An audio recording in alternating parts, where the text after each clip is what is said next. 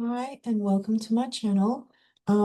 This is the month ahead astrology highlights for the month of July. There's a lot to unpack in this one, so I'm trying not to take too long with it. I'm hoping Mercury retrograde's pre-shadow isn't going to hassle me too much. As you can see with the charts in front of you, it's starting with the middle of the month where Mercury is going to actually move into retrograde. So let's get going with the annotation. Here we go. Over here, got Mercury retrograde and okay, so we've got tropical. I'm all over the place at the moment. Tropical over this side, right? The tropical system. And this is the topocentric system.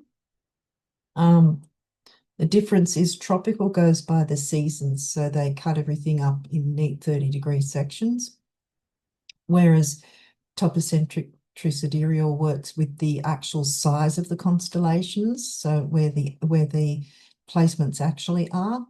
So that's the difference. Like if you were to look through a telescope or go to a planetarium, this is where you'd see all the placements.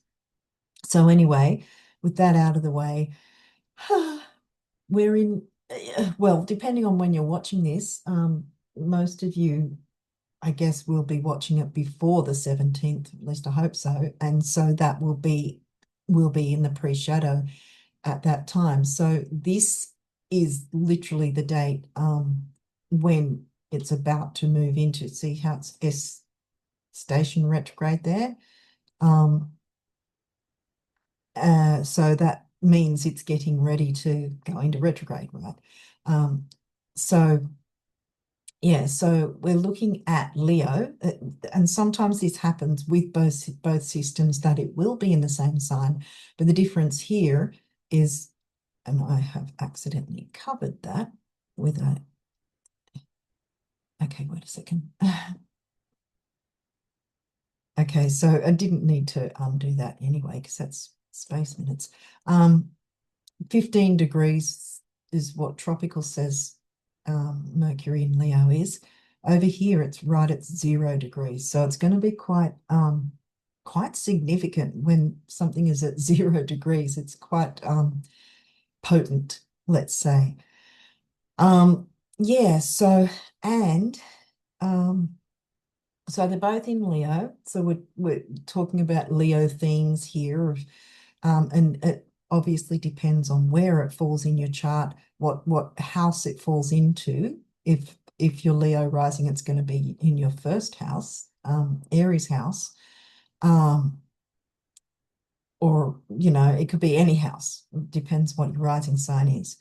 Um, yeah, so we're talking about Leo themes.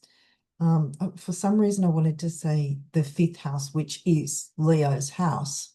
So if you have Leo in your fifth house, it's going to be particularly strong and prominent as well as if you have rising sign in Leo kind of thing as well, because of the potency of it being the same sign. So technically, that'd be Aries rising. um, yeah, because it's fifth house and fifth sign, so it'd be in the same. Okay, so we're talking about things like taking the lead in something, your creativity, romance, children might come into it. Maybe it could have something to do with the education of your children or something like that, maybe, or having children, bearing children. Some of you might be pregnant or know someone who's pregnant or about to have a child. Things could be around that. What else is there? Sort of being in the spotlight, that sort of thing as well. Now we've got the retrograde, so it's about looking within and taking notice of what sort of opportunities might come up and that sort of thing. Now, here on this specific date, we have ourselves a T-square between Pluto, the Sun, and Chiron. So Pluto in Cap, um, again, his early degrees, only 2 degrees of Capricorn, because he only recently moved into Capricorn. And obviously tropical says he's recently moved into Aquarius, but yeah. But yeah, so we've got the sun is in 0 degrees of Cancer. See, notice that as well. So we've got 0 degrees of Leo is where Mercury's stationed retrograde, about to hit retrograde. Then we've got the sun in 0 degrees of Cancer. Again, this is true sidereal, so you're probably going, oh, it's not going to be in Cancer by then. Well, actually, yes, it will be in Cancer by then anyway, yeah. Even with tropical. So yeah, sun's in Cancer there, yeah, sorry. I'm thinking ahead. But yeah, so like by late July, the tropical people will be saying that it's in Leo when it's still in Cancer. That's where I was going with that. But yeah, so we've got 2 in 0 degrees, so that's particularly powerful as well. You know, there's going to be a lot of prominence with this communication in a communicating fun. And there's going to be a lot of Cancerian vibes as well, because they're both 0 degrees. So there's going to be, how do I explain it?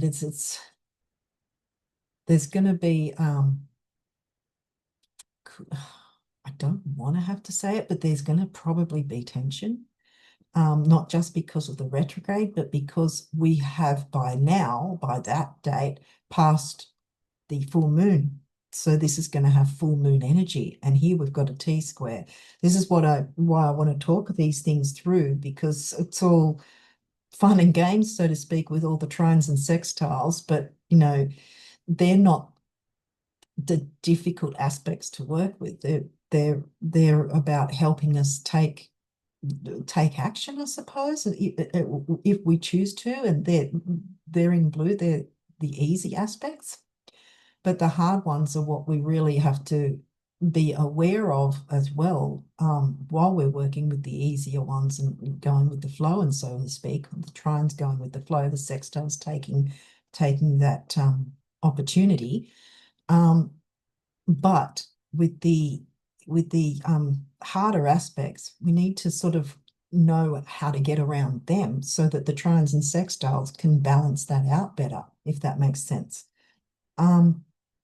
So we've got Pluto, the sun, and Chiron. So Chiron's about healing wounds, but that may come from really deep in the past, or even in the recent past. There's certain things that really cut us deep, so to speak. Now, anyone with Chiron in Pisces is probably going to feel it a lot too.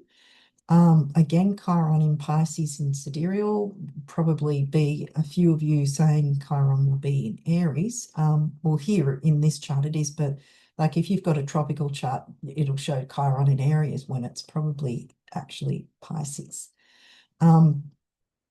So anyway, check the sidereal signs. You can go and get charts done in the sidereal, in True Sidereal, even for free, on the internet. But yeah, anyway, so we're looking at control. Saturn, Capricorn, Pluto is about purging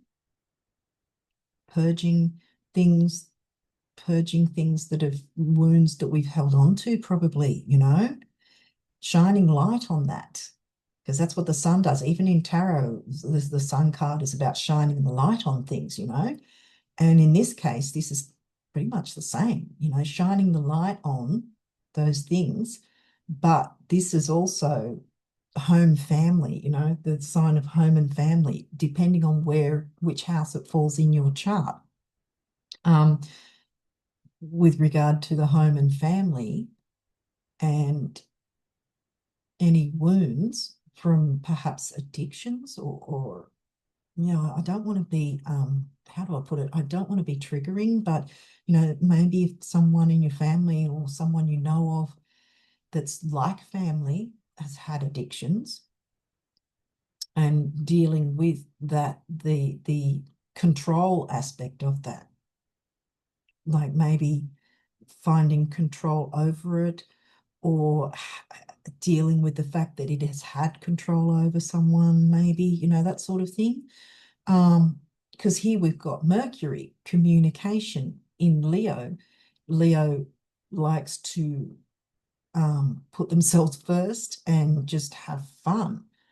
But here we have also Mars is squaring Venus. Venus is in Taurus. Sorry about my drawing, it really isn't that great. That's why I'm not an artist. Anyway, Venus is in Taurus and Mars is also in Leo. So they're competing, obviously, they're squaring. It's a big challenge between what we value and what we just want to do and have fun with. Get where I'm going with this? Because this is just an explanation. It might not be about addictions, it might be about spirituality and someone either being too controlling against or for it in some way, you know? And that's some sort of wound, perhaps. It's shining, needing to shine the light on it. That's where we're going with this, you know, this tension, this T-square. It is tension.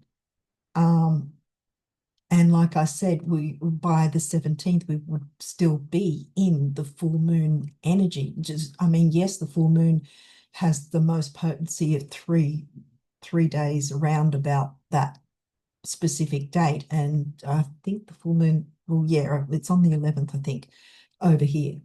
But yeah, so we're talking not even a week after. So we've still got full moon energy, if that makes sense. It's obviously more potent closer to the full moon, but it will still have that effect. That's why we have the 3-day space window, whatever you want to call it, the 3-day window right before the new moon is balsamic phase. It's the healing phase. It's the final part of the full moon, those 3 days where we're healing from whatever things we've purged, perhaps, with working with Pluto.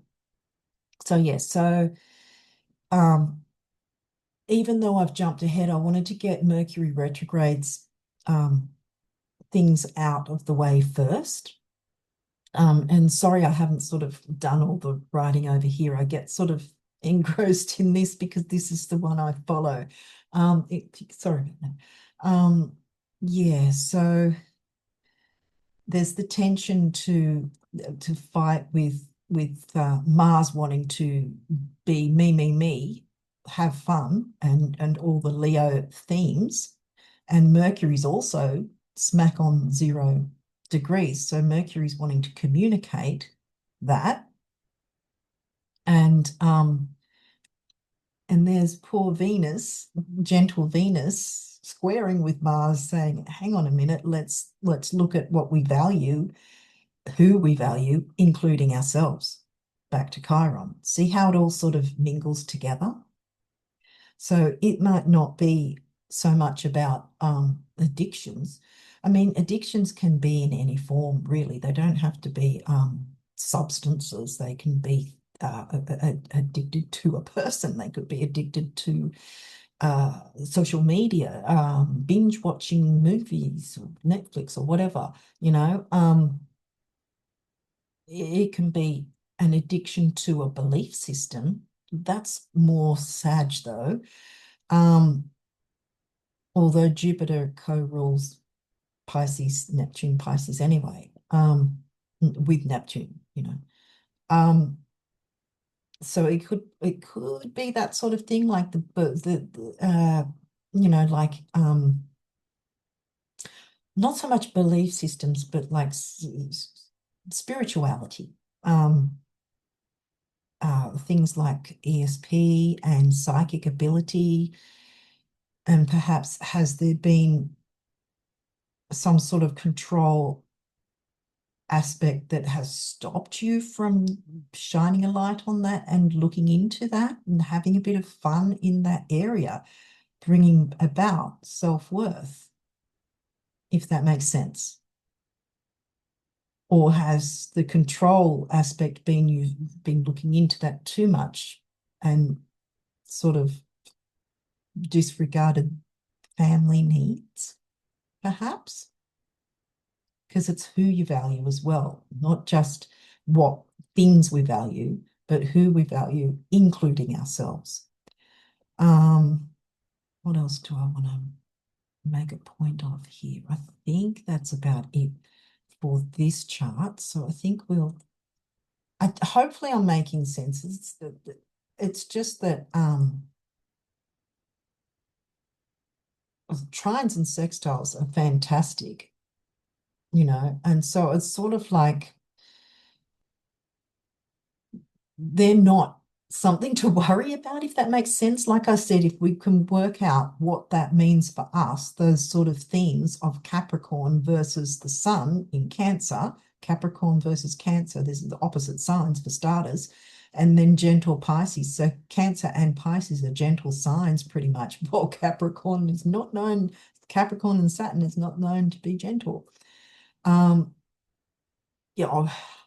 I don't want to sort of get too involved in how do I put it? I don't want to go too far into things, but we're all also in the doorway of the upcoming eclipses. So we've also got that sort of energy coming through too, because the first eclipse is going to be a full moon eclipse.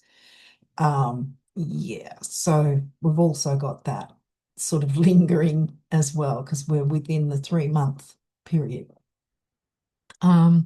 The next charts are also Mercury retrograde, because as we see the different charts, it's Mercury moving backwards, see? So he's moving back into the Cancer sign next. So let's pull these two down and look into the next one. So here we go. Yep. So here we still have in tropical, Merc retro is still in Leo, 14 degrees by then. But over here, he's now moved into Cancer. And again, see how it's right at the tail end of Cancer, 20 degrees, because that's the size of the constellation. So, yeah, so we've got the late degrees again. So we've got this potent energy still going on. Like I said, just as with very early degrees of a sign, the very late degrees are also very potent and prominent. So again, we've got the Cancer sign now in Mercury, so communicating home family things. Now we've got Mars still in Leo. He's in later degrees of Leo. And he's still opposing Venus in Taurus. So that's still going on. And we've still got the T-square, which looks now like it's starting to dissipate a bit. See how it's a bit lighter now? So whereas the T-square, while it was first going into Leo, that it was stronger before, but now nearly, what is that, 2 weeks later? Hang on, let me think. No, this what, the 17th? Yeah, no, a week later. 17, yeah, nearly a week later, and it started to taper off a bit. So we have the T-square still, but it's not as strong, not as harsh, I want to say. But the main here is, again, the sun opposing Pluto, So we've still got that sort of shining a light. And again, now we've got the sun and Mercury both in the sign of Cancer opposing, well, the sun's opposing Pluto in Capricorn. So there's the opposites, trying to balance the opposite, which I don't think I mentioned with the first chart, but it is balancing the opposites. But with the T-square, there's still three things happening kind of thing, if that makes sense. Like there's Chiron, it's still connecting to Chiron, but it's dissipated a bit. So the tension is lessening by then, by the 23rd. But yeah, the sun's still going to be in Cancer by the 23rd, but over here, it's not. It's over here, they're saying it's going to be. But yeah, as I said before, this is the actual constellation sizes and where they are. If you look in a telescope, if you look through a telescope, this is where they'd be sitting in their constellations. And this is a seasonal system. Yeah. So it's the same T-square as before, but like I said, it's tapered off a bit. So by then, hopefully we've been looking into whatever this might mean for us and what houses these three fall in for us. Like I said, Cancer, Capricorn, and Pisces. And again, we're looking at sidereal over here. So yeah, I mean, like I said, you can Google different places to get your chart for free that will do sidereal, true sidereal as well. There's quite a few. But yeah, so what do I want to say here? I think it's pretty much the same. I didn't want to spend too long on this because I've still got like about 8 other charts to go through. Yeah, so I wanted to try and sort of get through it without taking 5 hours. But yeah, it's still the same thing. And as I said, this will still be the last of the full moon energy, because I think the new moon's going to be the 25th, I think, but we'll be seeing that as I move through the other charts as well. But yeah, I wanted to just get it out of the way with the Mercury retrograde. So I really pretty much explained things from a previous chart. The only difference in this one now, even though it's nearly a week later, is that Mercury is going to be moving into Cancer, the late degrees of Cancer, and the sun will be in Cancer too. So there's the shining the light on communication, or communication shining a light on this, how we might deal with this control, taking responsibility, perhaps being more organized. This might be a thing. Maybe that might be the issue. Some of us might have an issue with being disorganized, or the other way around, that we have an issue with not being, like an issue with others being disorganized, and there's the control and the tension and that person's disorganized. Oh, that triggers me. Oh no, and so we have to deal with that, especially if it's certain family, or those who feel like family. I mean, some friends can be considered as family as well. And, trying to find that balance with different personalities, different people, different idiosyncrasies. Yeah.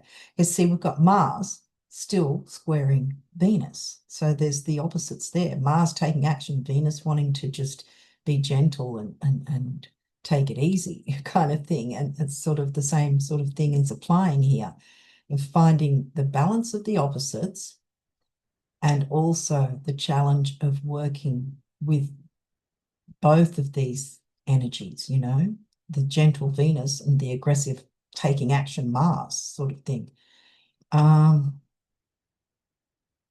Yeah, so I think I'm done there. I don't know. I hope I'm making sense, but I'm also still a bit sort of preoccupied with the idea of trying to get through all these charts because I've got quite a few here at the moment, not just the full moon and new moon charts. So with that, we'll move on to, I think it's the full moon charts, isn't it? Yeah. So here we've got the full moon. So I've got to change things around constantly. Okay, so we have the full moon in Capricorn over here in the tropical system, and full moon is in Sag in the sidereal system. So as you can see, the full moon's always going to be opposing the sun. That's what the full moon is. The new moon will be right next to the sun, so that's why it's never able to be seen, sort of thing. So here we have Chiron's squaring Pluto, Pluto in Cap, Chiron in Pisces. So there's the challenge to work with there. Now, these aren't looking so painful, if that makes sense. They're there, yes, and their energies are there, but they're not, like I said, they're not really as painful. But they're a challenge, the challenge of purging, because that was the other thing as well, the idea of what we need to purge with this Mercury retrograde.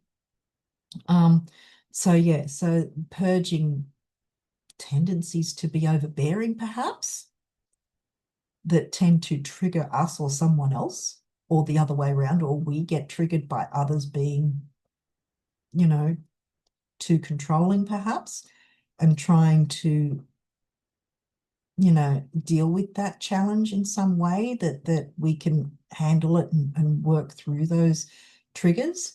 Because sometimes our triggers aren't necessarily because someone else is doing something bad.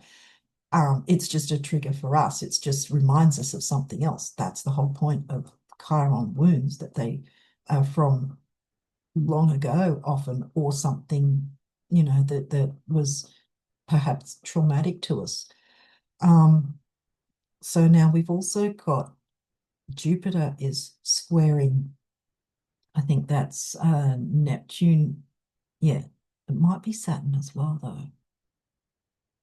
I think it's definitely Neptune, though. I think yeah, no, it's Neptune and Saturn. Sorry, because I was looking at the space minutes again and getting confused. Yeah, no, it's Neptune and Saturn, because I was like, I'm pretty sure it's Neptune and Saturn. Yeah, it is. Because I was looking at the space minutes instead of the degrees over here. Yeah, so Jupiter wanting to expand on communication, but there's the challenge of Saturn and Neptune and the you know, the seriousness of Neptune themes, certain Neptune themes being kind of serious, if that makes sense. Because look, it's the full moon, and as we just talked about with the Mercury retrograde going through the full moon energy as well, as well as that hint of with a sprinkle of full moon eclipse that's going to happen in September. Yeah, so I don't think I said this in the opening, but July's going to be kind of a little tough, I think.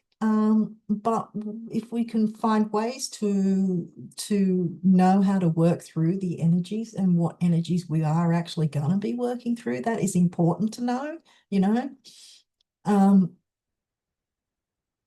yeah, so the communication, so by then also, or at this point, Sun's in Gemini, and obviously over here it's not, it's in Cancer, but yeah, because this is like, hopefully I'm going to get this up before the full moon, because I wasn't really sure if I was going to put the full moon chart in, but I was guided to do it, so you know, it might sort of still tie into the later charts as well. Well, it has really already with the Mercury retrograde later charts.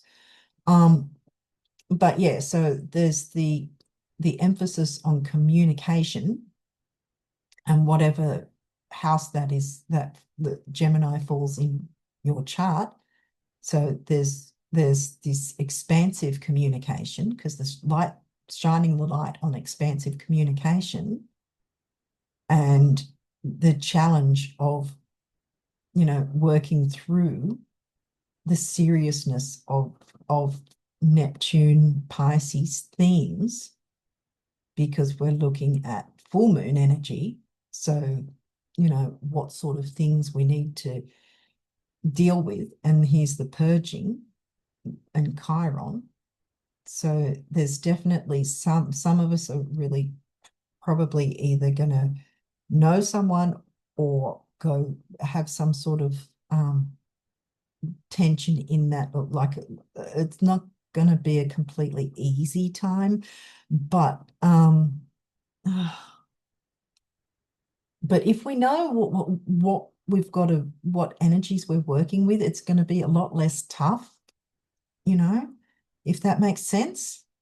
That's sort of like, if you don't know, it's kind of going to be harder. Like if uh like an eclipse tower moment, if you did no work, like I've talked about the eclipses and tower moments with full moon lunar eclipses.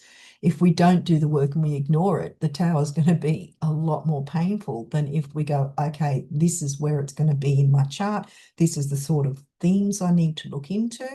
Okay, I'll try and do what work I can. It will lessen the pain, the tower may still come, but it might lessen the pain. It will. But if you do the work per se, and there's nothing more that can be done, then you may not even get that tower coming, if that makes sense.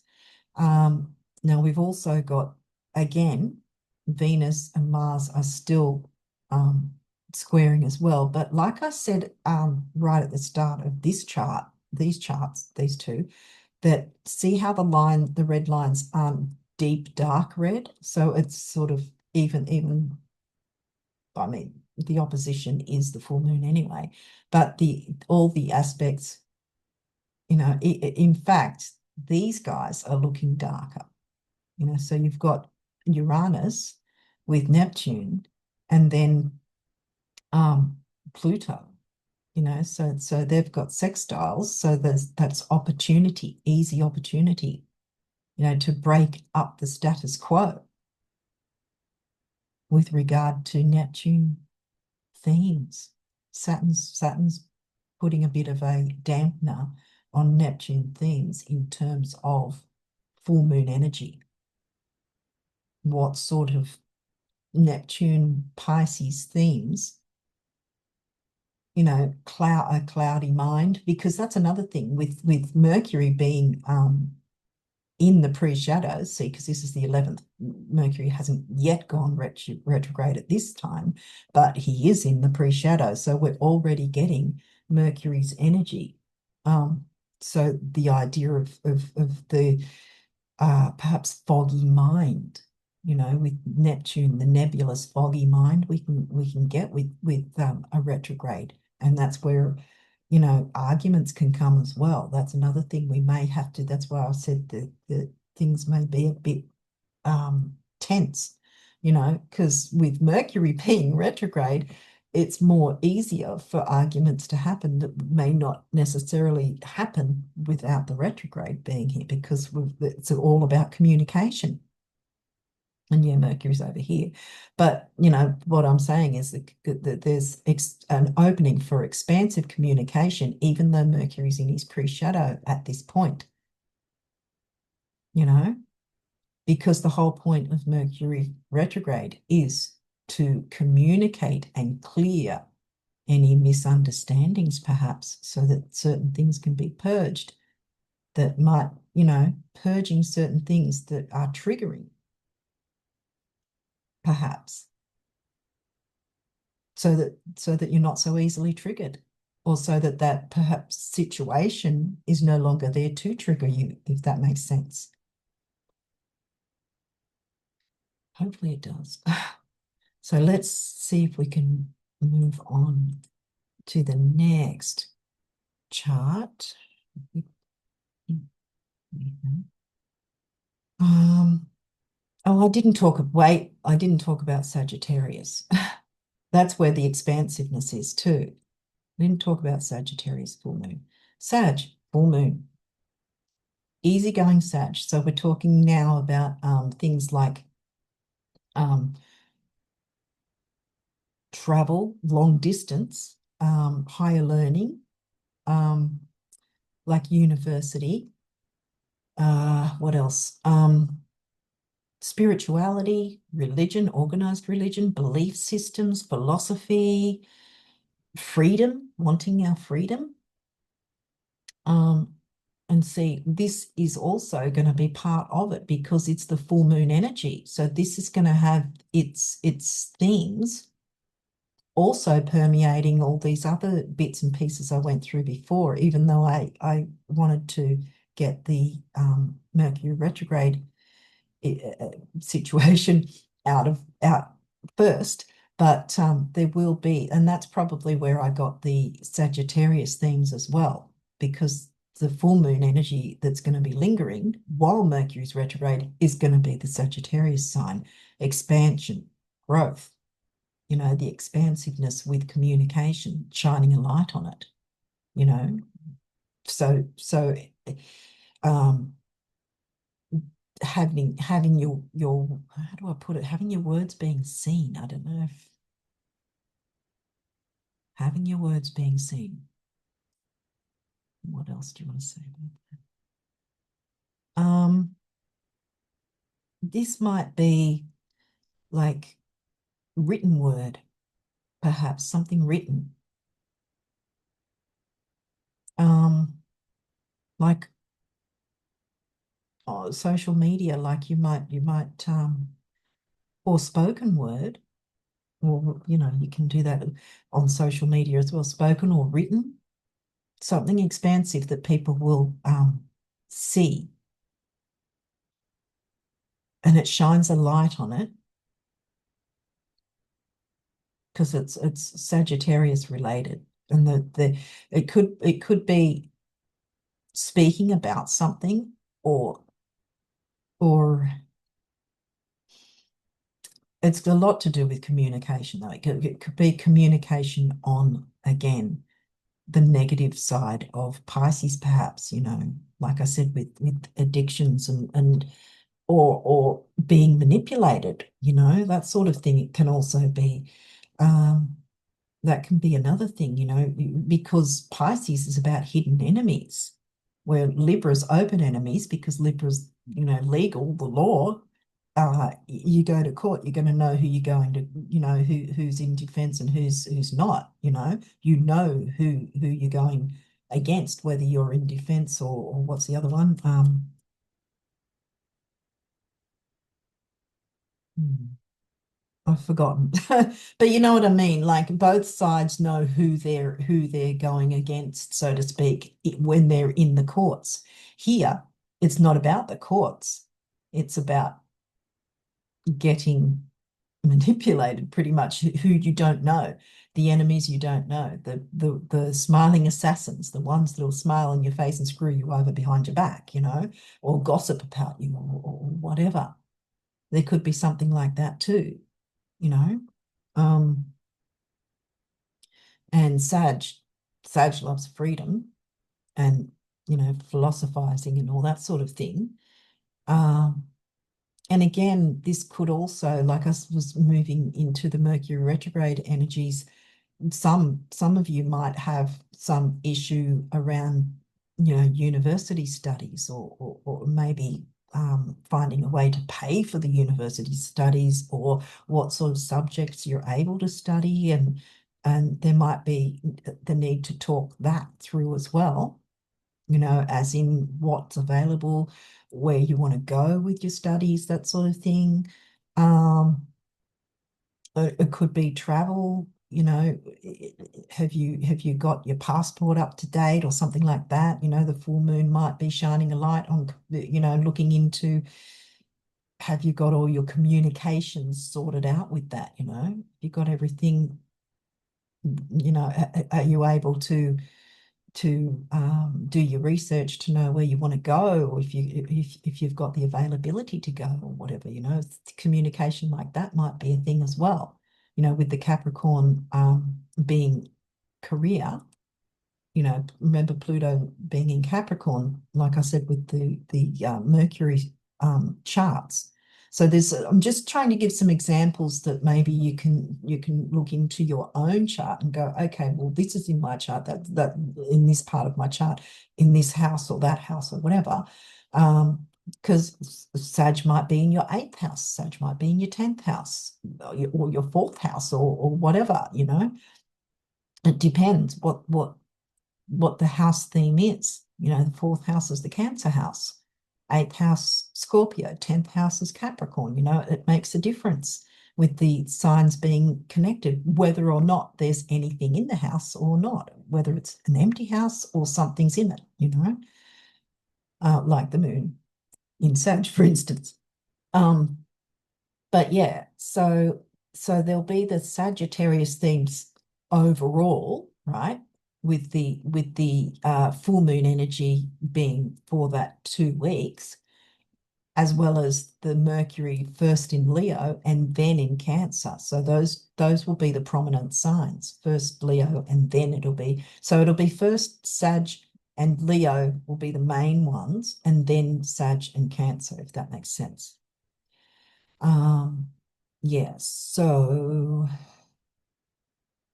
yeah, I don't know. I guess I'm a little sort of also hoping I'm not going to take an excessively long time doing these, because I don't really know who's going to watch these. But anyway,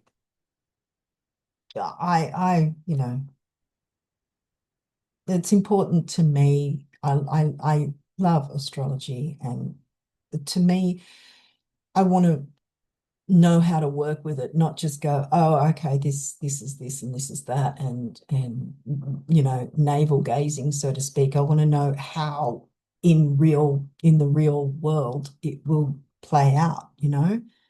That's what interests me, and I want to share what I know, what I've learned, and hopefully it makes some sense to whoever's watching. Um, okay, so the next chart we have is the 14th, few days after the full moon that was in Sag. Now is okay.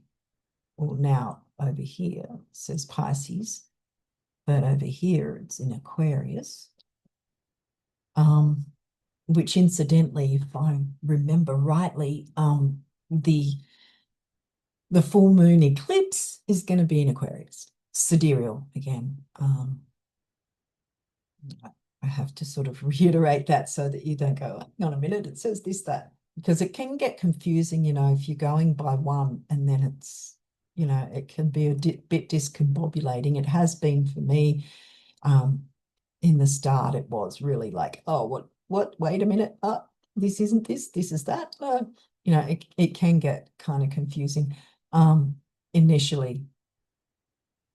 But like I said, I look at, okay, what's going on, what's been going on, what makes sense. Do the themes add up with what's happening, like one compared to another kind of thing. Yeah, I guess I'm trying to sort of move through these as quick as possible, but I don't know if I'm doing that quick. Um, so yeah. Okay, so we've got T square, Venus, Moon, and Mars. Okay, so over here again, T square again. And as you can see, I'll just line it up because I keep forgetting to draw it on both charts because I'm so sort of engrossed in this chart because that's one I follow. So I apologize to the tropical, um, followers that are trying to sort of follow along, and I'm not writing it in. But yeah, here, yeah, it's a T-square, but again, see how the lines aren't really, really red. They're just quite light. So we've got Venus, Mars, and the moon, where we had Venus and Mars squaring. Now it's a T-square. So again, it's you know, that tension, and the moon, what we feel we need to feel safe, or what we perceive we need to feel safe. You know, and if you happen to have an Aquarius moon in your chart, this again in sidereal, then you know, this might also be potent for you. But yeah, so it's our emotions, what we feel we need, and that is, you know, with Mars wanting to put themselves first, kind of thing, because Mars is Aries ruled. So sorry, Aries is Mars ruled, but it's like Aries energy, like that's where Aries gets the energy, is from Mars, obviously. And so there's that me aspect, and that's in the other fire sign of Leo, which is Leo taking the lead, wanting to be the center of attention kind of thing. Often some Leos don't want to be a center of attention, but they're made to be anyway. But here we've got Mars in Leo pushing for, you know, the center of attention in some way. And now 0 degrees. See here, Mercury's 0 degrees, because remember, in a few days' time, I think it was 17th, wasn't it? A few days' time from that, he's going to be retrograde. So he's in post shadow, right on 0 degrees at this point, of Leo. So he's still in Leo at 0. So there's that as well. But yeah, so we've got Venus wanting to look at values in all aspects, not just money, but things we value, people we value, ourselves, self-worth. Because remember, we've still got Chiron out of a T-square, but Chiron's still squaring with the sun and squaring with Pluto. So we've still got that sort of energy going, even though the sun and Pluto are no longer opposing. So there's not that T-square anymore. Yeah, so what we value versus taking the lead, and our, ourselves, putting ourselves first. And then, because this is the moon in Aquarius. See, this is taking the lead and having fun, while this is Aquarius themes of friendships, and it can be technology, hopes, wishes, social circles, groups. So it's the me here versus the groups, social circles, and then this one smack in the middle of what and who we value. See where I'm going with this? Ourselves, others, and our values. Now, those, like I said, those sort of themes will be covered with the Leo, Taurus, and Aquarius, wherever that falls in your charts.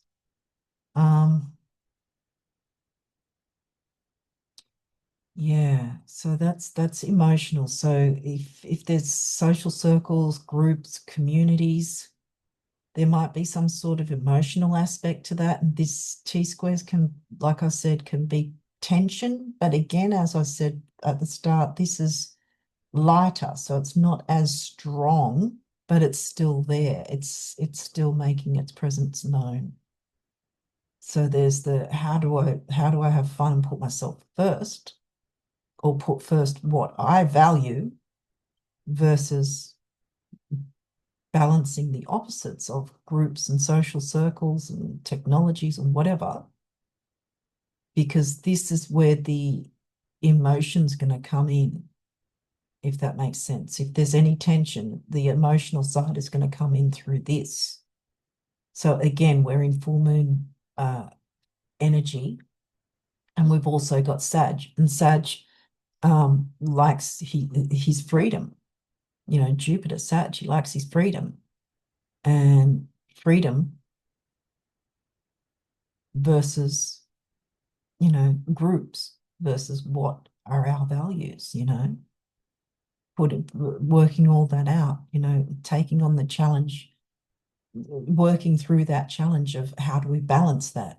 How do we balance groups and ourselves and what we want and enjoying ourselves and what we place our value on?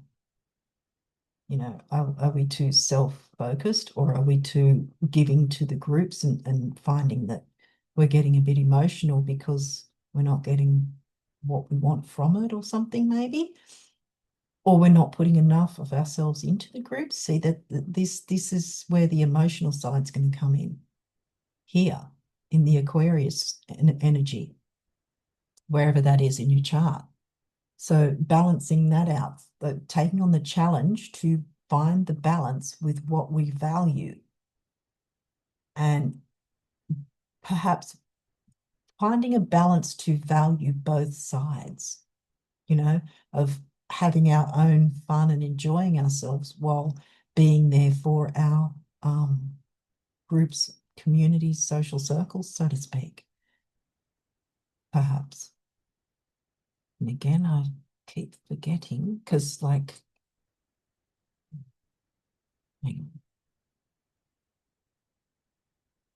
because yeah, with that, where we got Venus was here in Gemini, whereas over here we've got Sun in Gemini. See where the similarities can happen, but Sun's in Cancer over there. So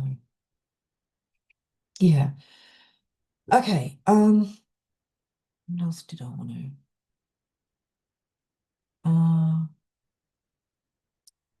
There's a light square also with Jupiter and Saturn and Neptune. I think I spoke about that with the full moon chart. I think that's it for now. So I think we'll move on to the next one. So I'm sort of like also really trying my best not to waffle too much, to sort of, you know, move through things. So here we go with again another T square. Like I said, oh, this is terrible drawing. Sorry about that, guys. Try again. Now, again, the red isn't so intense, but yes, Pluto purging and the sun shining a light on what needs to be purged. And there's Chiron. So, and this comes into, yeah, for whatever reason, I was drawn to I don't always question why, but I was drawn to do the Mercury retrograde first. And so this is where this falls into place in terms of what I was saying with Mercury retrograde, which will be on the 17th, because this is a day before. So it's moving into place already. And again, we've still got the square with Pluto, not Pluto, with Mars and Venus. But again, it's not that strong. And we've got this T square now moving into place, which will be a bit stronger on the morrow, you know, tomorrow, which isn't tomorrow right now, but it's going to be on the 17th after this date. So yeah, so Chiron, Sun, and Pluto. So we did already talk through this, but this is where it's coming into focus. It's starting to come into focus at this point. And I think I was just really wanting to show how things move into place as well, sort of how you can see the certain energies coming up, sort of thing, if that makes sense. Now, again, this is saying Aquarius, Cancer, and what is it? Aries, whereas this is Pluto, Gemini, and Pisces. So we did already walk through this because I had the chart of the 17th already. So I did already cover this. We've got trine from the sun to oh, sorry, I had something in my trine from the sun to Saturn and Neptune, and then we've got a sextile, which is good from Pluto to Saturn and Neptune. So yeah, so that sort of eases things off, and as I've mentioned before as well, the tension isn't so painful because these are light, if that makes sense. The energy is still there, but it's not as excruciating. It's not as intense, if that makes sense. It's still, there is tension there, and with the full moon, you know, energy still going, there is the need to work with this aspect, you know, like I said, with the purging Capricorn related themes, purging issues around ambition, career, control, organization, too much emphasis on it or not enough, you know, shining a light on that, communicating that, see, in an expansive way, because they're both in Gemini. So that we can work through some of our Chiron wounds, see. So yeah, I think I'm just parroting what I said earlier. And yeah, I didn't want to be 5 hours on this, but at the same time, this is I love looking at this sort of thing though, you know, to go, okay, how is it playing out in the real world? Like I said earlier, we can contemplate our navel and work on things, work through things, yes. But how do we work with the energies and our real life as it's happening, you know, interacting with the world, with the, you know, what's playing out for us kind of thing. Okay, so we've got a couple of days after that again. So, oh wow, I didn't realize that I've covered 16th, 17th, and 18th consecutively. You might have to sort of pause the video to sort of, because I think I've done them out of sync. I did 17 and 16 just before, and now this. Okay. So now anyway, see, double. We've got the double thing going on now. Double T square, you could say, because Pluto, the sun, but now we've got the moon and Chiron. So there's this huge, and they're, yeah, the moon is the emotions. There's this, what I was going to say is there's this huge emphasis on emotional healing, really dealing with what triggers us. Because see, here we've got 0 degrees, another 0 degrees is the moon in Aries, me. How do I feel? You know, what is triggering me? What needs to be purged, right? Because this is 2 degrees, which is still early degrees. Dang, and the sun is 1 degree. So we're talking early degrees in the whole 3. I mean, Chiron's at 37 near the end. But, you know, so there's this, it's highly emotional because Aries is very, can be very aggressive and volatile. And again, we haven't moved to the new moon yet. So this is full moon energy still. So there's that possibility with being over emotional, someone being over emotional and perhaps volatile. Because this is going to be tense, and this is, see how it's a little darker now.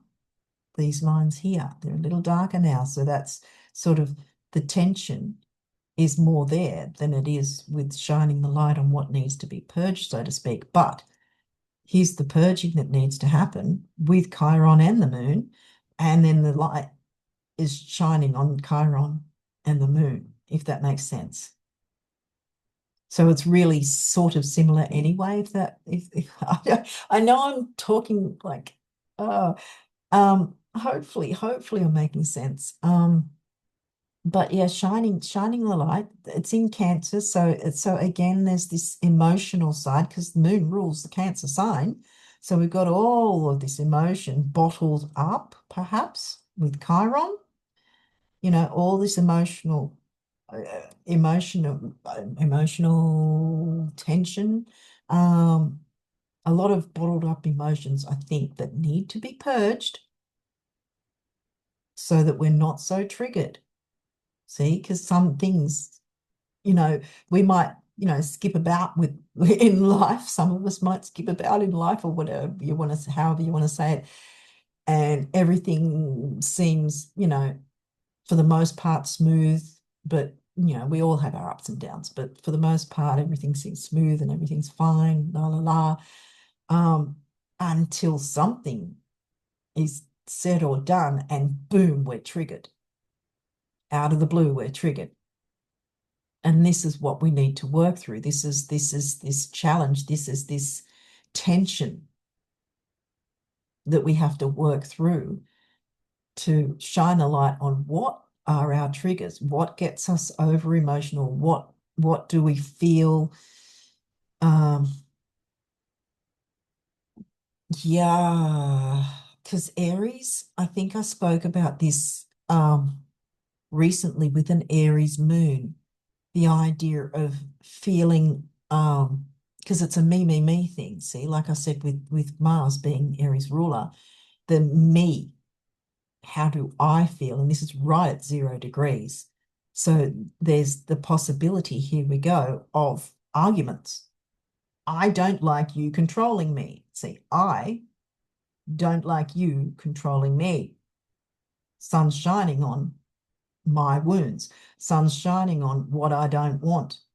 Sun's shining on what I would prefer to happen, but probably need to clear things that are triggering me. Work through that. Talk, 0 degrees. Because this guy's, like I said, Mercury communicating. He's at 0 degrees of Leo. So again, really, it's probably going to be quite intense because there's this wanting to have fun, right? Perhaps wanting to have fun or wanting to be creative, wanting to be free to create. I'm not free to create because of these rules and regulations. Shining the light on what I'm not happy with, what is seeming to be a trigger of my Chiron wounds.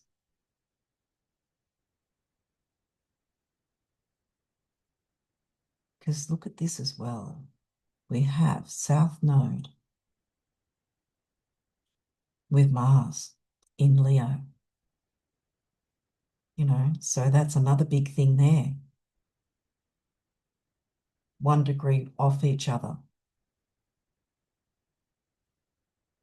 And that's in Leo again. So the wanting to take action. And this South Node, it's about the past. Chiron's about the past usually as well. See where I'm going?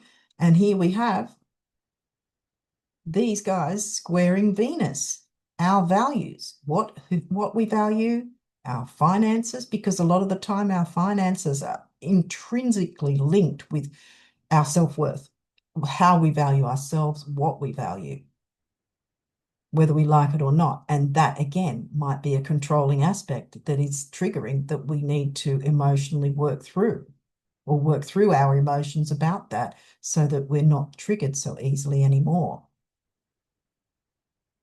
Because that might also be something that holds us back from being able to uh, have better finances or something, that it might be a block. There might be an emotional block in some way to building finances. And here we are wanting to take action, but we're looking into the past here with the South Node smack bang practically on top of Mars. See where I'm, so that this is why I feel like it's really important that we look at these harder aspects. I mean, not ignoring the easy aspects, but by working with the harder ones, the easier ones are going to work more in our favor than usual, if that makes sense, really, because it's going to balance out things much better than if we just sort of ran with it and went, oh yeah, it's going to be a bit difficult. And then we're thrown for a loop because we haven't really worked out how it would play out for us or what sort of things in our life we might need to look into, you know, how it might come through in the real life aspect, if you will. I don't know how to yeah, the real world sort of how would it play out in our lives, or how will we see it play out perhaps in the world, in the wider world, like maybe, for instance, we might see some sort of blow up in terms of some sort of uh, corporation or something with these sort of similar aspects, that something might come along, that there might be some sort of business that there might be a light shine, let's say that again, a light might be shone on some sort of business antics in some way, or politics, where it's triggering, and the people, again, here we go with moon in Aries again, the people going, this isn't fair, it's triggering us, it needs to be purged, these rules and regulations need to be purged. To see, it could be that as well, looking into what's happening. Like, I mean, how do I put it? We don't have to be following the news 24/7 or even each week or whatever. I find anyway that either something will come through my feed on social media, or someone will just bring up the conversation and say, oh, did you know blah blah blah has gone on in politics, or this company has started having issues with their workers because they were doing this or that, or and nobody knew until now. It could be, or it could be celebrities as well, because the people that are at the top, what's going on with them, what's needing to be purged, that's triggering, and that people are feeling isn't fair, you know, shining a light on that. See what I mean? I really hope I'm making sense, but this is sort of way things can play out, Um, that's how mm, that's how I want to read astrology anyway, because I want it to be able to be useful in that way, that I can, I can sit through someone talking about a certain, you know, esoterical viewpoint and whatever, and that can make sense and so on and so forth. But how do I make it work for me? How do I look at it in my life and know what things I need to work with and how to make these easier aspects, by working with the harder ones, clearing that, so that the easier aspects can be felt a lot better, a lot stronger, really, if you want to say that, to balance things out, to soothe things, to smooth things out. Okay, so let's get going again, because I can't remember how many are. Oh, we're coming to near the end now. I don't know who's still with me. I hope you guys are still with me, because I'm really hoping I'm making sense here. And now, Okay, so 25th is the new moon. So normally you'd say, well, yay, new moon. Okay, so new moon's in Cancer, sidereal again. But we have this nasty little guy here. Like I said, I think a lot of us are going to, as soon as July's done, we're going to be like, oh, I'm so glad it's over, because I think there's going to be, like I said, arguments, quite a lot of, that almost looks like a moon. Arguments, I think it's just going to happen. It's just going to be that way. Especially with, like I was saying before, with the Aries moon a few days before that. And even though this, obviously the moon is no longer in Aries, there's what happens when things, take a turn, turn south, so to speak. There's the fallout. We still need to work through that. There's the aftermath. There's certain things that we have to pick up from, if that makes sense. So here we've got the new moon, that is, like I've said before, the stronger the coloring, if you want to put it that way. See how this is a thicker line. It's a more darker line. So there's more intensity with Pluto, and then need to purge Capricornian themes, like I was talking about control, um, um, workplace things, perhaps career ambition, too ambitious or not ambitious enough. It's one way or the other, the pendulum swing.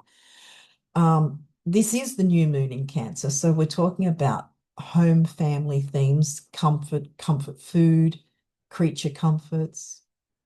Well, so there's the opposition of warm, snuggly blanket, hanging out with our family or those who feel like family, versus career and climbing the ladder and rules and regulations and all the serious Saturn stuff, the not so fun stuff. So that's the opposition. Now this is kind of a T-square still, with the Chiron and Pluto and the moon with Chiron, the new moon with Chiron. But again, that's lighter, so it's not really as intense. This one's a little darker, so there's still Chiron and Pluto working through things to purge our triggers, our Chiron wounds. Because I mean, if we have Chiron wounds, well, you get triggered from things that happened in the past, or you can get, you know what I mean. So again, there's the balancing of the opposites. So that's going to be the strongest energy there with the new moon. But being the new moon energy, there's that bit of ease, in a sense, to bring about new ways of dealing with Capricorn themes, if that makes sense, and purging. Perhaps it's about purging certain issues, because with the new moon energy, it's going to be easier that way, if we're to be able to purge and look at what we need to purge. I keep saying purge, but what we need to clear away. And sometimes we do need that new moon energy. Like I've said many times before, new moon energy is, yes, bringing in the new, and it's usually good energy and hopeful, and bringing our wishes, or starting new things, starting new adventures and that sort of thing. And sometimes that's about starting to purge. It can be about that, starting to clear the way so that we don't have so many issues around Capricornian themes that might make our home environment uncomfortable otherwise. Finding a way to work through the rules and regulations, have them work and balance the opposites of family themes. Like I said, family isn't always genetics. It can be friends, can be part of the family and so forth, you know, long-term friends. So yeah, I think this is finding ways within the family unit, the family environment, the family feeling. Again, I think I've said last month or whenever that you know, there could be a family environment or feel in a career setting, and the idea of balancing that, or balancing working from home. It could be as simple as that. It might not be so much a negative thing specifically because this is the new moon, bringing in new ideas, new ways of doing things. And the other hard aspects, so to speak, like we've got Mars opposing Neptune and Saturn.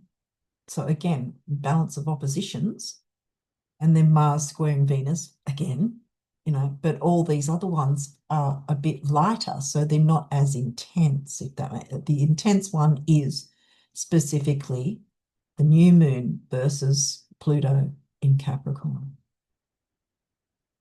You know, so the Capricornian themes, control, you know, versus is there control issues within a family unit, or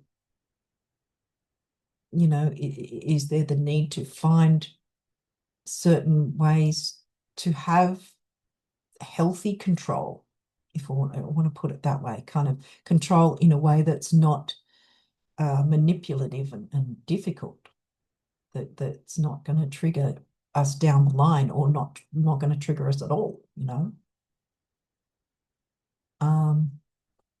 Again, I really hope I'm making sense. I never really know because I just sort of jump on and go with the flow, and it's like, okay, next, next chart, you know, and all that sort of thing. So yeah. Okay, so talking of next, let's go. So we're nearly at the end. I hope that some of you have been still sticking with me. I appreciate you. I really do, because I know these can be long, but I really love this sort of stuff, and you know, it means a lot to me, especially, you know, if I know that there's people out there that see what I'm trying to, you know, explain here. You know, if it starts making sense, I mean, it would mean a lot more to me if someone would comment and let me know, or like the video, you know, that sort of thing would be nice. But anyway, I'm communicating. Here we go. I'm communicating. See? Bam. Let's get that on. But anyway,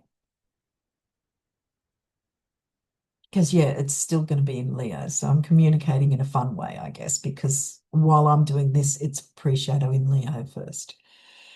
Okay, so we've got two T-squares. We've got Venus with Saturn and Neptune, and Mars and the moon. So there's emotions, and here we go again. See, this is in a 3-degree orb too. The moon is in a 3-degree orb with Mars, and these guys are smack on each other because they're 12, right at the same degrees. So yeah, so this is really a double T-square because it's Venus. Everyone's hitting Venus. Poor Venus is really getting thrashed here, quite frankly, by Saturn and Neptune on one side and Mars and the moon on the other. So there's a lot of, this is where we're emotional about health. You know, we're taking action. Maybe it's taking action about our emotional health, because this is again, now we've got Venus is still in Taurus. I mean, let me rub it out for a second here. Sometimes the way it looks, because you can see Taurus, 34, it's right near the end. It's got to fit because the MC with this chart is before Venus, because Venus is at 34. So that's how it all sort of moves in place. But the little dot is here. And Venus is in Taurus. So what we value, I mean, this is her favorite place, Venus in Taurus, you know, what and who we value, you know, like, so it's not just about money. I usually narrow it down to money and self-worth, but it's what and who we value, and obviously that includes ourselves. So we're talking about our values with Venus in Taurus versus the seriousness of Neptune. But here we've already had the new moon. So now we've got new moon energy. So we've got the perhaps taking seriously Neptunian themes. And perhaps again, it's because here we are with taking action emotionally, because this is in a 3-degree orb, action emotionally with Virgo related things, because the moon's in Virgo. So it's about health, duties, service to others, you know, because this is what and who we value. This may be, you know, it's almost giving me Libra themes, which Venus also rules Libra, but there's no activity going on in Libra at this point. I don't think it's, oh, it is in that chart. Yeah, right.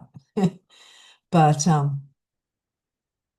yeah, but this is where the actual constellations are, like the size of them. But so it's being dutiful, being organized, detail oriented, health, taking action on those themes, which may also include Pisces themes and taking a sort of somber, serious, not somber, what's the word for it? Kind of somber, but not in a full moon, oh, kind of way, although this is a T-square, so it's going to be, you know, tension again. And with Mars and Mercury retro, there may be that emotional side again, because here we've got Moon rules Cancer, Sun and Mercury are in Cancer. So yeah, they're conjunct, but they're not within 3 degrees though. But yeah, so there's the not Mars, Mercury retrograde.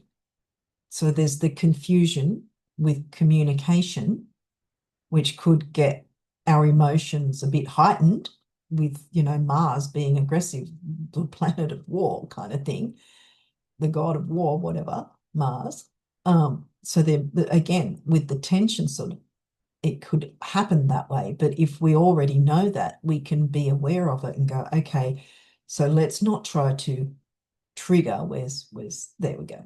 Let's not try to trigger ourselves or others. And so we know that there's that opening, in a sense, the possibility that things could get really intense and tense, tension, that we shine a light, you know, shine a light on with the sun, our communication. So I guess being a bit more open with our communication, and finding a way to avoid any tensions with what and who we value, and the Pisces themes of whether it's about spirituality, psychic ability,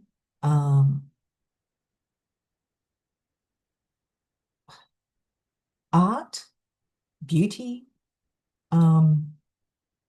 not being clouded, because that's another thing. See, Neptune, cloudy, Mercury retrograde, cloudy mind. Cancer, very, very emotional. So there's a lot of emotions going to be coming through here at this, on this date, 29th over here, 28th in some other places. But so we've got pretty much two different T-squares in a sense, but they're all kind of similarly linked. So Saturn sort of wanting to have us sort of take a step back and go, okay, let's look at Pisces Neptune themes. But here again, I come back to this is now new moon energy. So we're looking at Pisces themes to, again, bring in the new or renew. Remember, Mercury retrograde, and I'm just screwing that up. I'll do it again.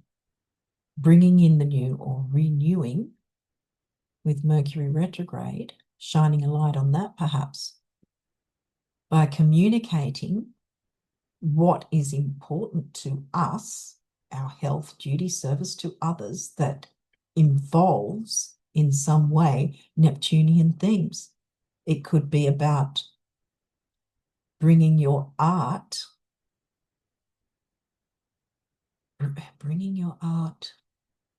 or making use of your art to help others heal. Because that's very emotional. You know, something like that.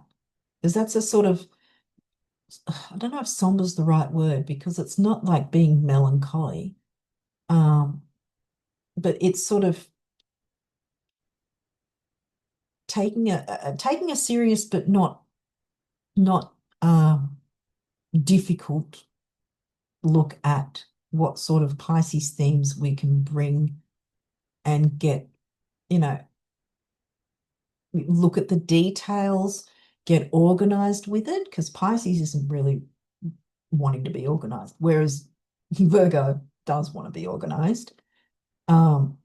And then we've got, like I said, our what we value and who we value could come into it. What do we perceive as valuable? Is there some sort of spiritual thing that we can do that might be emotionally helpful for others, you know, and have a sort of homely feel to it, bring a homely feel into it. And here we've got the opposition to Pluto as well. So here, Pluto retrograde, again, looking within. Pluto's retrograde most of the year anyway, but looking within what we could purge, because he's been retrograde, he's now moved to 1 degree. So again, right at the start of Capricorn, and he's opposing the Sun and Mercury. But like I said before, even though he's got the opposition, it's not painfully strong here, but it is, the energy is there. So there's the need to purge maybe how we communicate, because this is also retrograde as well, see, looking within, finding ways to renew or revamp things. You know, for instance, revamp how we communicate, revamp how we're perceived, how we're seen to communicate, if that makes sense, or what happens with our communication, communicating our spirituality, you know, in some way that helps the family or helps in family groups, or has a family kind of vibe to it, Cancerian vibes, you know, the gentle, nurturing, mothering vibes.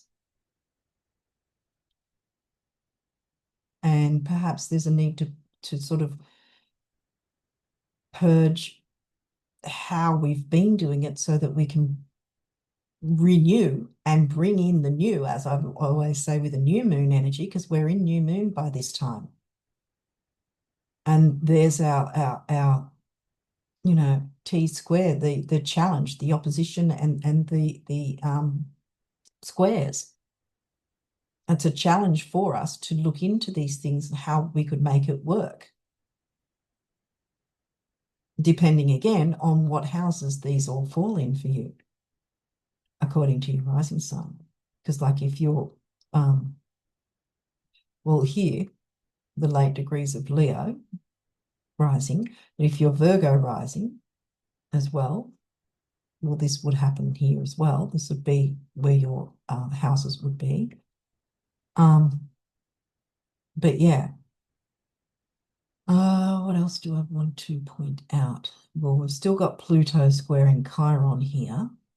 So again, still more purging with triggers and dealing with our wounds. I was going to look at this, but it doesn't apply because of the ascendant being at this area. So yeah, that's going to be different for different areas. So that's, yeah, okay. What else?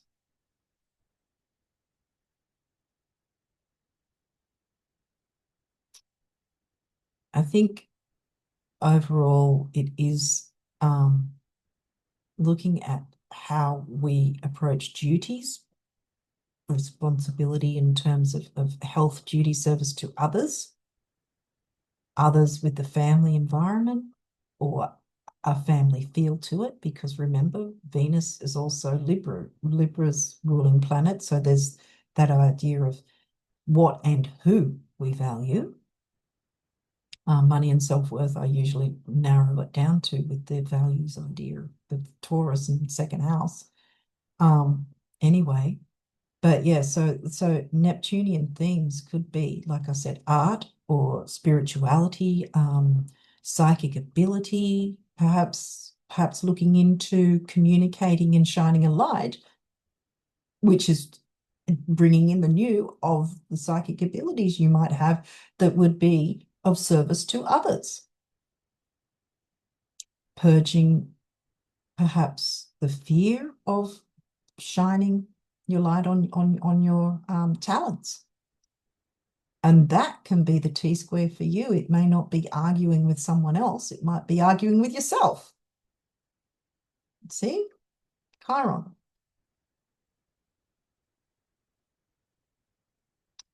But it could also be, again, with Mars as well, and the moon being so close with that 3-degree orb, there could be some sort of possibility of tension, double T square, tension, and therefore arguments, because the confusion with Mercury retrograde, if we don't take a step back and take it easy, because Cancer can get quite emotional. But if we see, this might be where Saturn comes in with the idea of taking a step back and going with the flow more. So that because sometimes if we're approaching a possible argument, sometimes if we have a chance to take a step back, or to, somehow avoid it for a little bit, then we can give ourselves a bit of a breather time, or the other person to then have enough time to settle down, so that we can then approach it in a more stable way, whatever we need to communicate. Whereas if we jump into it with our emotions running high, our, heightened tensions, then there's going to be arguments, isn't there? So it's a matter of, okay, if we feel there's going to be an argument, can we hold back on, on approaching it if we feel that someone's a little bit tense at the time, or we are, and sometimes just taking a few minutes out and then coming back to it a little bit later is what's needed. As long as we're not getting in someone's face and saying, I don't want to talk about it right now and you're triggering me. You don't want to be like that, because that's going to start an argument. But but yeah, if hopefully that does make sense though, that if it's something like that, that you have a chance to sort of go, okay, I'm going to just sort of pull back a little bit here and not approach this subject, or just stay back from this person for a little bit until things cool off. Because, for instance, if someone's had a bad day, or they've just how do I, what would I say? If something has already happened that they're already a bit wound up, then going into talking about details about something isn't going to really have the effect that you want it to have if they're already tense. Or if it's you, if you're feeling a bit tense, it's just sort of thinking to yourself, okay, I'm going to pull back and take a bit of a breather and approach this issue, situation, person later. But not later as in put off and never do it, but just sort of go, okay, you know, in a couple of hours I'll come back to it. And then everything's going to be different, isn't it? Because it's not going to be so intense unless someone's stewing, and then it's getting worse. But generally, if you're already pinpointing that there's a bit of tension there, then the best idea would be to try and avoid it if you can. And if you can't avoid it, try not to trigger the other person. Try to sort of, because sometimes we might sort of, because with Virgo can be critical, sarcastic, that sort of thing. And sometimes it can be a bit cutting, and that can be triggering. So if you're already feeling that way, or someone else is, then it might just be a few minutes, or half an hour, a couple of hours, whatever, might be all that's needed to sort of distract yourself, or have the other person distracted by something else that they're doing. Then come back to it later and go, and approach the subject with both of you being a bit more calmer. Or if it's not a person and it's something that you're just sort of finding frustrating, and it's only going to get more and more frustrating and more tense for you to try and push through it, then take a step back and take a breather, have a cup of coffee, tea, whatever, um, and then come back to it in half an hour, whatever. The same sort of thing would apply, to have that bit of a breather, and then you've got a better frame of mind to tackle whatever this might be for you, um, without the tension. I mean, there would still be some form of tension, but it doesn't have to be like, oh, that was my arm. There we go. Okay. Um, I was leaning on the table. But anyway, yeah, I think, like I said, July is just really, there's a lot of tense energies, but if we work through it, then we can bring through what we actually want in a way that is a lot better. And the trines and the sextiles are going to work their magic for us, if that makes sense. Okay, on to the next one. I think this is the last one. Yay! Finally. Okay, so now we got another T-square with the Moon, Chiron, and Pluto.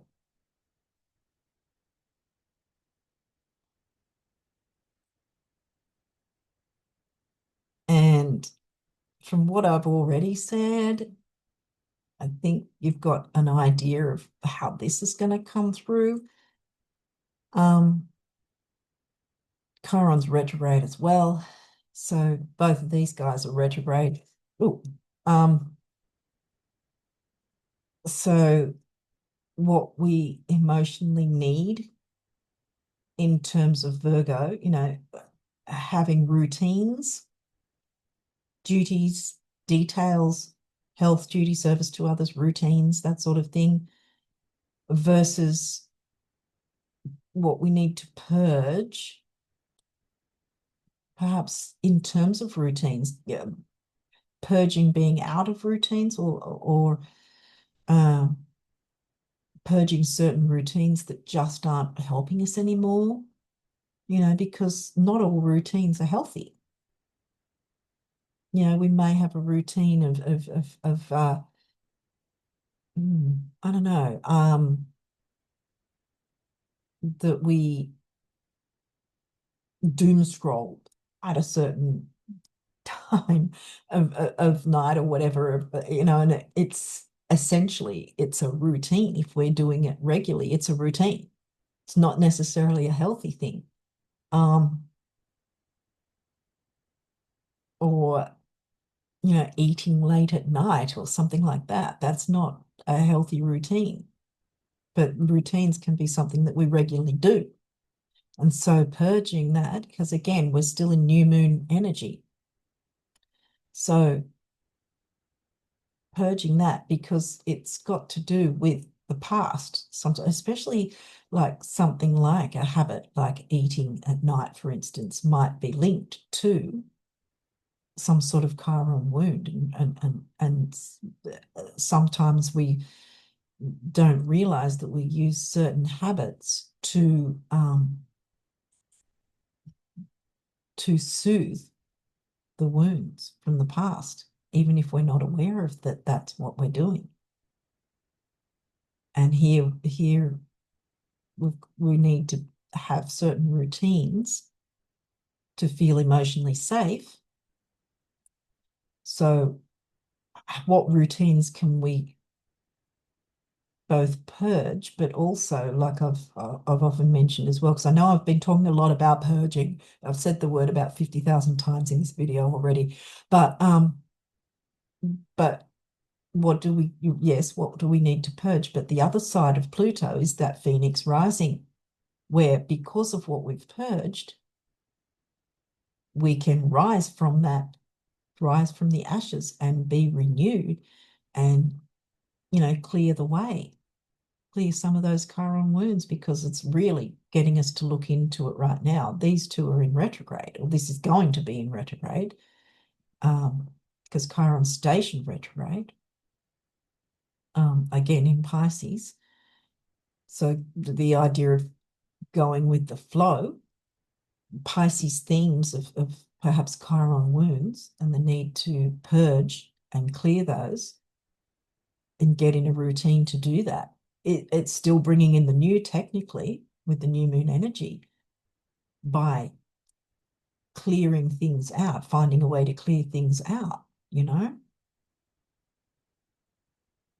And this other T-square that was going, see how it's dissipated now? It's now light here, so it's only the square with Venus and Saturn and Neptune. And then, of course, the opposition with Saturn and Neptune and Mars. Mars is now in Virgo. So taking action with Virgo themes versus being serious and taking a sort of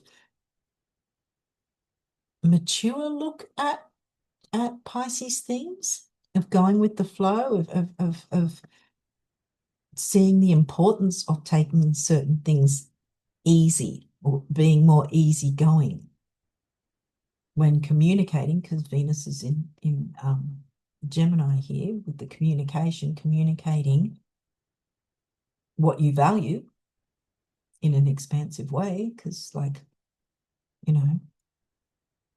Jupiter's also in Gemini.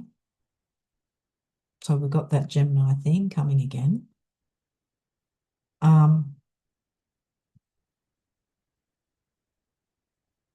What else? But yeah, this also, again, could be about rules and regulations. Because with career, we're looking at Capricorn and Virgo, the 10th and 6th houses,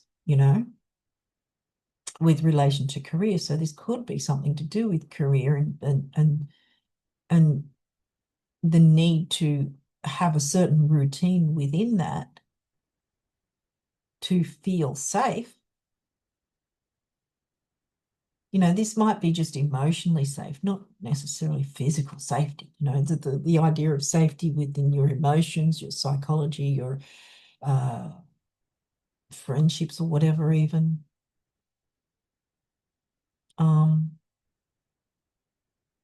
But again, we've got the Cancerian energy with the oppositions of both the Sun and Mercury, which are now a degree apart, literally. So they're practically on top of each other, and they're opposing Pluto.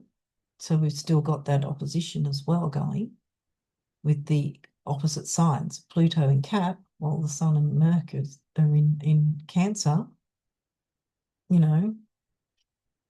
finding the balance of opposites of career and ambition versus home and family and duties and service to others and details and getting organized, because they're both about getting organized here and finding that balance. Because these are, again, there could be tension because we're talking about, when someone's feeling wounded by something, there's always that opening for triggers. And the trigger of too many details, too much routines, and not enough of going with the flow. See, Saturn's over here with Neptune at 12 degrees. The need to take that seriously, to go with the flow and not be so triggered by excessive rules and regulations and details, perhaps, or not enough rules and regulations and balance and details, because sometimes if there's um, no organization, no balance, no structure, which Saturn likes, that can be difficult too, and that can bring tension. So there's the sort of, it could be one way or the other, either not enough routines and details and organization, or it's too much. And either way, you'd be surprised what can trigger someone. Sometimes the trigger can happen because there's not enough details or not enough rules and regulations, so to speak. It's not that it's a need for excessive ones, but if there's none, if it's just free for all, then that's not healthy either. And Virgo likes healthy things that are making sense, that are dutiful, that are organized. Virgo and Capricorn are very similar in that sense, that they like organization and routines and that sort of thing. But still, Saturn is here wanting us to take a look at where we could go with the flow and not allow ourselves to be so easily triggered, and still bring in a family vibe, a Cancerian vibe, the home family nurturing vibe. Because I think we're all in need of either giving or receiving a lot more nurturance. I mean, you just have to the news, things just, I personally don't specifically watch the news, but like I said, things get in my feed and I'm like, wow, that's happened. Oh, wow, that's happened. Oh, this person's doing that. You can't avoid it really. Sorry about that. You try to, but you can't. Um, and again, we've got Mars opposing this. So Mars wants to take action with routines, details, and all that sort of thing, you know. And Saturn's saying, it may be helpful to take it a little easier, and go with the flow a bit. Here's the balance of oppositions here. It's not in a T-square because this guy is and that guy is and that guy. So yeah.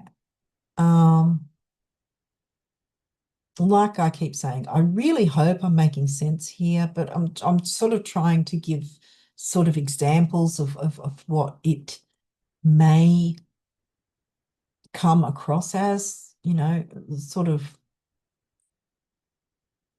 how we would work it in with our own lifestyle, how it might play out, you know.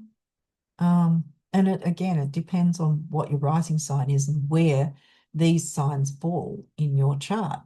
So we've got Pisces, Virgo, Cancer. Wow. So we've got, isn't that well, this is mutable, Pisces and Virgo. Cardinal, that's it. Cancer and Capricorn are cardinal, because I knew it wasn't fixed. But yeah, so we've got mutable versus cardinal. Cardinal is the instigators, and mutable is sort of like accepting of, and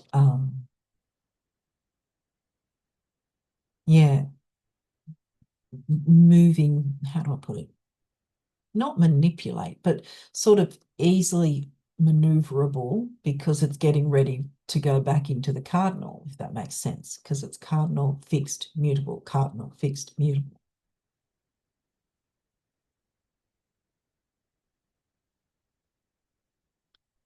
So they're open to change and growth, see here. So these guys are starters. They like to start things. So starting, because again, we're still in the new moon energy, starting to bring in a more family nurturing feel to any rules or regulations that need to come in without them being oppressive. Because otherwise this is something being oppressive against the family environment.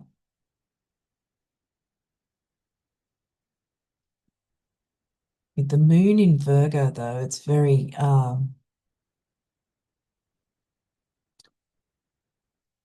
the emotions in that sense would be around that sort of thing. It might be how we communicate, because Virgo can be cutting with communication. But having said that, I think I haven't really been focusing so much on that, because it's new moon energy by this time. But this is still a T-square, so this may still be like emotional communication might be a bit cutting and come across as judgmental, perhaps, because it's Virgo. And if that's the case, then it's sort of laying down the law kind of thing, and that's going to be upsetting and triggering, isn't it? So the need for someone to take a look at how, take a balanced, mature look at how it could be healthy to go with the flow a bit more, to bring in more nurturing vibes while still being able to get organized and look at the details in a considered way, Saturn, Capricorn, that isn't going to be triggering, that instead will be more healing, because there'll be more organization, more routines that are healthy, you know? I think that's about all I need to say on this. I think that's it. So I think I'm going to leave it there, because the 31st is the last day. I don't think I've got any more charts here, because the 31st, like I said, is the last day of July. So yeah, I really hope that I haven't been talking in circles, that I have actually made sense, because I don't have a script when I do these particular videos. I don't really these days have a script at all. There was the retrograde video that I did script, though. But yeah, I sort of just, as I said, go with the flow in a hopefully more slow, considered way, Saturn likes the long haul. Saturn likes to take their time. and be, organized and routines organized, that sort of thing. I think I'm sort of being a broken record now. I think I've sort of covered it all. So hopefully this is helpful to you guys. I'd really appreciate some feedback, like, comment, subscribe, whatever, I would appreciate it. But yeah, I'd like to sort of see what you guys sort of see from this, how you might perceive it yourselves, how you might perceive that it would play out. Yeah, what ideas you might get from this. Yeah, so anyway, I think I'm going to leave it there, and I'm going to wish you guys all the best of luck with July. Yes, there's going to be tensions or possibility. Let's put it that way. There's possibility for tensions, but we have the opportunity to work through that, because forewarned is forearmed, as they say, for starters anyway. And if we have an idea of the certain energies we'll be working with and how that may trigger us or someone else, then we've already got a step ahead, because we know what we're dealing with. If we know what we're dealing with, we've got a better way to work through it. We've already got a way to think about how we can work through that, so we're not getting in some sort of fight or difficulty or argument or whatever, because we were already knowing these energies are going to be here and how we might be working, move through the energies. Yeah, so I think I'll leave it here and wish you guys all the best of luck for this July. Yeah, so I think I already mentioned that Mercury's going to be retrograde for all of July. It's going to be until I think the 10th of August, and from there the rest of August is pretty much going to be the post shadow. But I'll talk about that in next month's video. Yeah, so I'm going to leave it here. Wish you guys all the best of luck with working with these energies for July. And till next time, bye for now.